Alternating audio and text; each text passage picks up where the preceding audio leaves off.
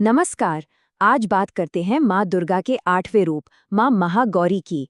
ये कहानी सिर्फ एक कहानी नहीं है, ये एक कमाल के ट्रांसफॉर्मेशन की गाथा है कि कैसे कठोर तपस्या और सच्ची भक्ति किसी को पूरी तरह से बदल सकती है।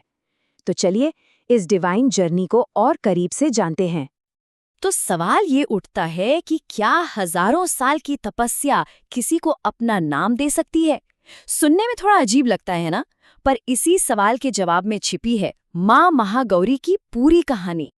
तो किस्सा शुरू होता है एक जबरदस्त डिटर्मिनेशन से। देवी पार्वती ने ठान लिया था कि वो भगवान शिव को ही अपने पति के रूप में पाएंगी, और इसके लिए उन्होंने एक ऐसी तपस्या करने का प्रण लिया जिसके बारे में सोचकर भी रोंगटे खड़े हो जाएं।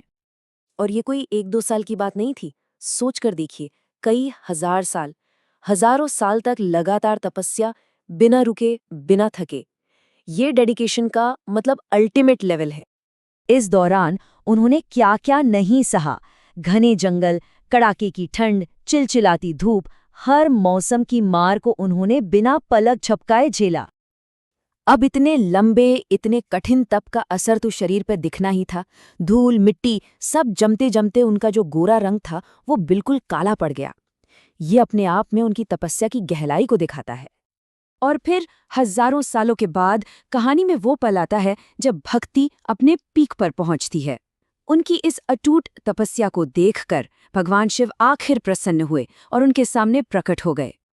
जैसा कि हमने देखा, इतने सालों की तपस्या ने उनके शरीर को पूरी तरह बदल दिया था। उनका जो गोरा तेजस्वी रंग था वो अब काला पड़ चुका था। ऐसा लग रहा था मानो तप की आग ने उनके शरीर को तपाकर काला कर दिया हो। और तब आया वो डिवाइन मोमेंट।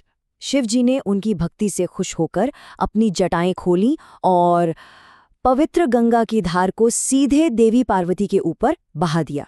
ये इस कहानी का सबसे बड़ा टर्निंग पॉइंट है। और जैसे ही गंगा का वो पवित्र जल उनके शरीर पर पड़ा, मानो एक जादू हो गया। सारी धूल, सारी गंदगी, वो कालापन सब एक पल में धुल गया। उनका शरीर बिजली की तरह चमकने लगा और वो एक बार फिर अपने बेहद गोरे, तेजस्वी रूप में सामने आईं। और इसी महागौर यानी महान गोरे रूप की वजह से उनका नाम पड़ा महागौरी। तो ये तो थी कहानी कि उन्हें अपना नाम कैसे मिला। पर अब सवाल ये है कि उनके इस रूप का मतलब क्या है, इसके पीछे की सिंबलिज्म क्या है। चलिए इसे समझते हैं। माँ महागौरी के रूप में हर चीज का एक गहरा मतलब है। उनका शांत और सौम्य चेहरा मन को सुकून देता है। उनके हाथ में जो त्रिशूल और डमरू हैं, वो भगवान शिव के साथ उनके जुड़ाव को दिखाते हैं। वो एक सफेद बैल की सवारी करती हैं, जो प्योरिटी और स्टेबिलिटी का सिंबल है। और सबसे बड़ी बात, माना जाता है कि वो अपने भक्तों के सारे पाप, दुख और डर सब दूर कर देती हैं। तो ये पुरानी कहानी आज भी उतनी ही रेलेवेंट है। देखते हैं कि माँ महागौरी अपने भक्तों पर कैसी कृपा बरसाती हैं। तो ये याद रखना जरूरी है कि माँ महागौरी माँ दुर्गा का 8वां रूप है। नवरात्रि के 8वें दिन खास तौर पर इन्हीं की पूजा होती है, इनकी कृपा पाने के लिए। और इनकी कृपा की सबसे खास बात पता है क्या है? ऐसी मान्यता है कि जो भी सच्चे दिल से इनकी पूजा करे, माँ महागौरी उसकी सारी इच्छाएं फौरन मतलब इंस्टेंटली पूरी कर देती हैं। और आखिर में एक सवाल, इस कहानी का असली मतलब क्या निकाला जाए? एक भक्त की हजारों साल की अटूट तपस्या, या फिर भगवान का वो एक दिव्य स्पर्श जो एक पल में सब कुछ बदल देता है?